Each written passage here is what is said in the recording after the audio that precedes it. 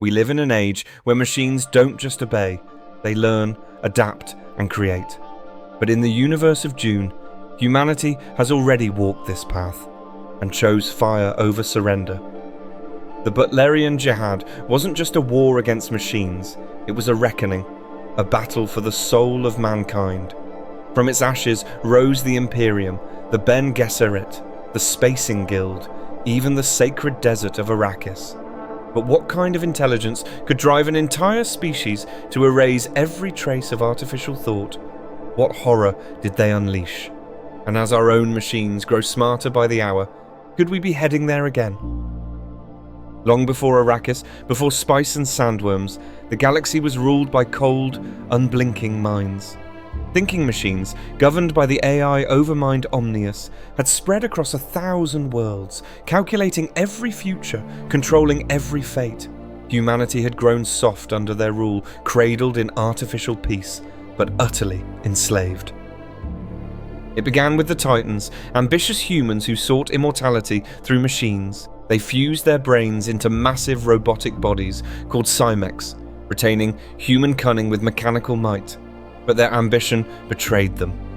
Omnius, once their creation, turned on them and claimed the stars for himself. Omnius spread like infection. Each world he conquered was synchronized, updated with the Overmind's directives. Resistance was crushed. Humanity became livestock, shuffled into caste systems, their purpose reduced to labor and compliance. The machines had not only won, they made humans forget they had ever been free. But then came Serena Butler, daughter of a planetary viceroy. She was a voice of conscience among collaborators. When she was captured by the machines, she became more than a symbol. She became the soul of a revolution waiting to ignite. In a grotesque act of cruelty, the machine Erasmus, curious about human grief, took Serena's infant son, Manion, and cast him into a fire before her eyes. That single death became a galactic scream. Across the stars, dormant rage awakened. Serena's agony became humanity's battle cry. The story of Manion the Innocent spread faster than any data stream. Across subjugated worlds, humans revolted. Cities burned. Machine towers collapsed. Serena was rescued and elevated, not as a politician, but as a prophet. The Butlerian Jihad had begun. Humanity was fractured, but rallied together. Dozens of noble houses, once divided by greed and pride, formed the League of Nobles. United under the cry of Serena Butler, they launched a war not for territory, but for survival. Every victory was paid for in blood and ash. World by world, the League struck back. Entire machine strongholds were glassed from orbit. Factories became furnaces. But Omnius always reloaded, resynced, rebuilt. The war became endless. Victories were fleeting. Yet the humans fought on with fire and faith and fury. Among the scattered rebels were mystics and wanderers, the Zensuni, persecuted and displaced for generations. They carried songs, scripture, and stories of resistance. Many of them would one day settle on a harsh desert world called Arrakis. But during the Jihad, they were warriors and poets of the flame.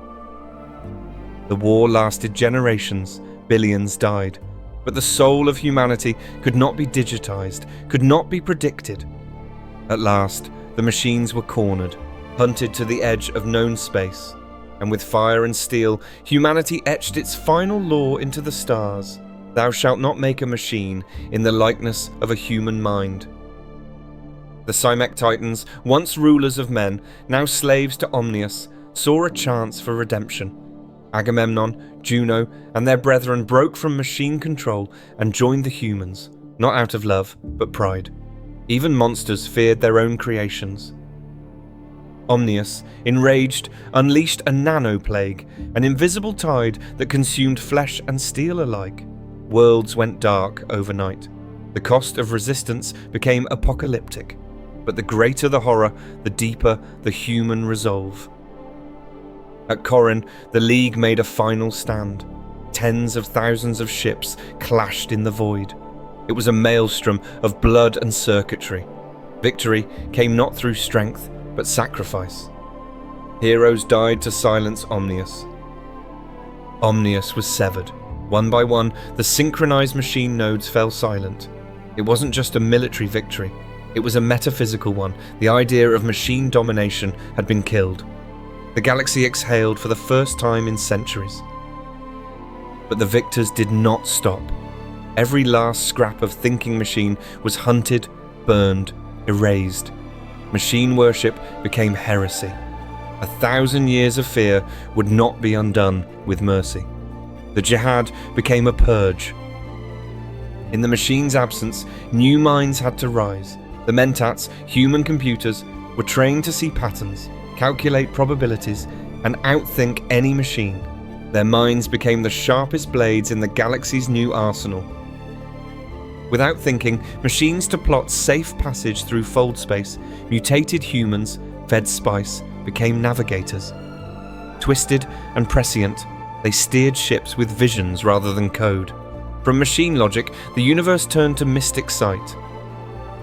In the ruins of war, the Bene Gesserit grew, a sisterhood of memory, control, and genetic vision.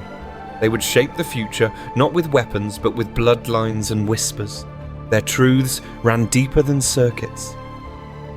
Religions clashed and mingled during the Jihad.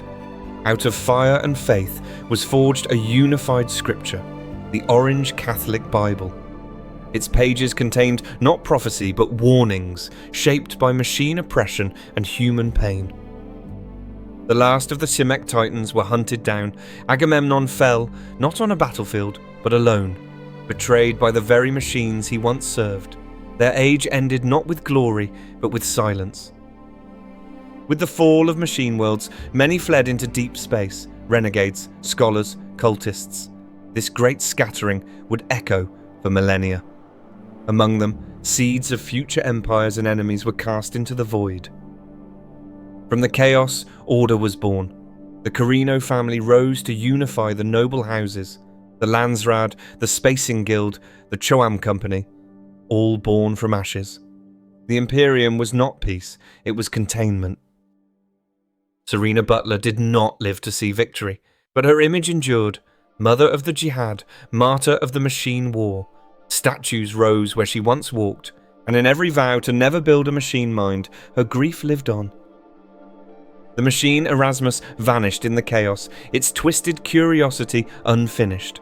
Some say it survived, hidden, waiting. Others believe it became myth, a dark whisper about what machines could feel, or not feel at all.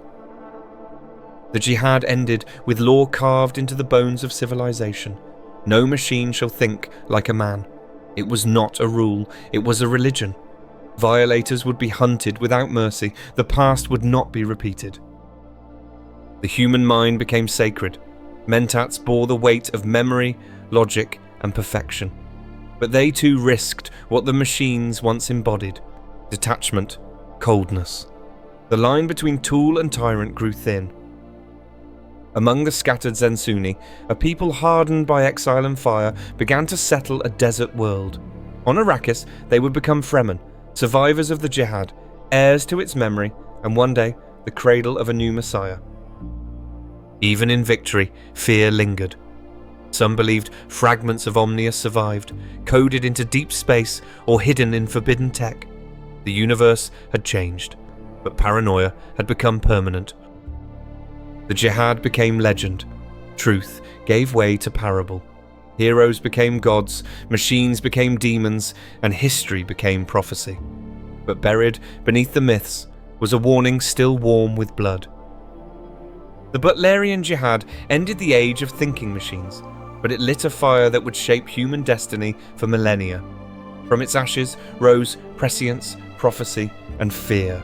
An entire civilization rebuilt to ensure it would never happen again.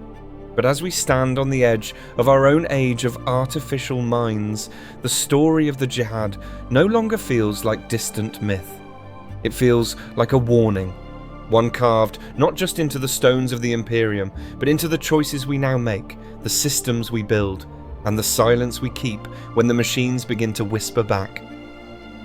If you enjoyed the journey, don't forget to like, share, and subscribe to the channel. There's a whole universe of lore waiting to be uncovered. So join us here at LoreKeepers, where we guide you from scroll to starship.